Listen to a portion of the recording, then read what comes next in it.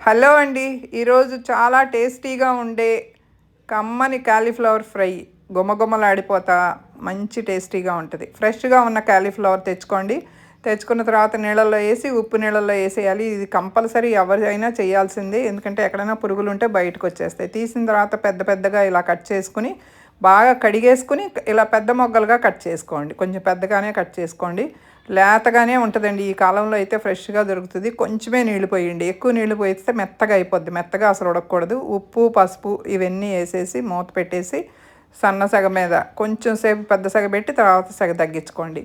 ఊరికే ఉడికిపోతుందండి. 80% ఉడికిన తర్వాత ఆఫ్ చేసేయండి. ఎక్కడన్నా నీళ్లు కొంచెం ఉంటే మీకు ఇష్టమైతే ఆ నీళ్లు వంచేసేసి మనం రసం సాంబార్లో వేసుకోండి, లేదంటే వార్చేసేయండి. అందుకే నీళ్లు తక్కువ వేసుకోండి, ఎందుకంటే పోషకాలన్నీ పోతాయి. నీళ్ళు ఉంచేసి మనం పారబోసేస్తే దానిలో ఉన్న విలువలన్నీ పోతాయి అన్నమాట, విటమిన్స్ మినరల్స్ అన్నీ.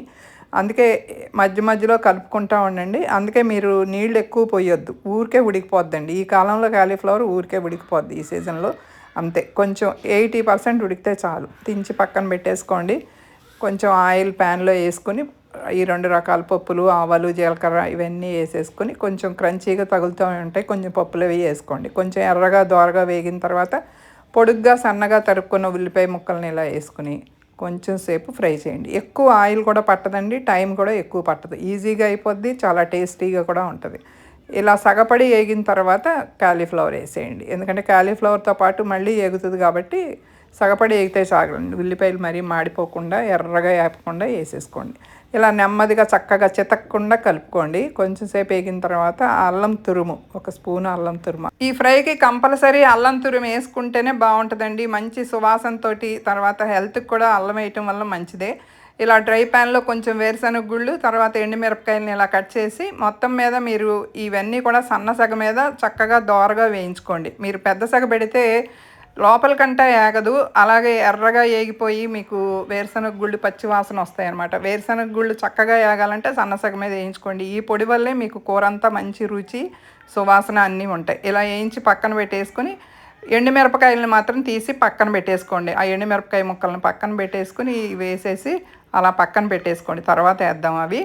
జీలకర్ర వేసేసి బాగా ఇలా ఒకసారి మిక్సీ చేసుకోండి. మిక్సీ మరీ మెత్తగా కాకుండా కొంచెం కచ్చాపచ్చాగా వేసుకుని ఇప్పుడు ఎండుమిరపకాయలు, తర్వాత వెల్లుల్లిపాయలు ఇలా వేసుకోండి. ఇవి వేసిన తర్వాత మాత్రం పల్స్లోనే తిప్పండి, ఎక్కువసేపు తిప్పవసరం లేదు.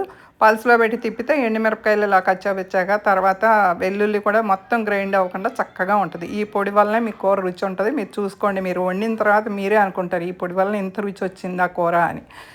అది ఇలా మొత్తం వేగిపోయిన తర్వాత అప్పుడు వేసుకోండి. అందుకే కాలీఫ్లవర్ని మాత్రం 80% ఉడికించండి. మెత్తగా అయిపోతే కూర బాగోదు. చక్కగా పొడి పొడిలాడతా భలే బాగుంటుందండి, మంచి సువాసనతో. అసలు వేగుతున్నప్పుడే మంచి సువాసన వస్తుంది. ఇల్లంతా చక్కగా తింటున్నప్పుడు రుచి కూడా అలాగే ఉంటుంది. ఈ వేరుశనగ గుళ్ళు ఇవన్నీ వేయటం వల్ల, అల్లం వేయటం వల్ల ఏంటంటే ఈ ఎసిడిటీ, ఏదన్నా కాలీఫ్లవర్ తింటే ఎసిడిటీ ఉన్న వాళ్ళకి కొంచెం అల్లం వేయటం వల్ల చక్కగా అది తగ్గుతుంది. మంచి సువాసనతో, అల్లం సువాసనతో, ఈ వేరుశనగ గుళ్ళు పొడితోటి మంచి సువాసనతో బాగుంటుంది. అంతే, చాలా బాగుంది కదా. మీకు నచ్చితే కనుక ఒక లైక్ చేయండి.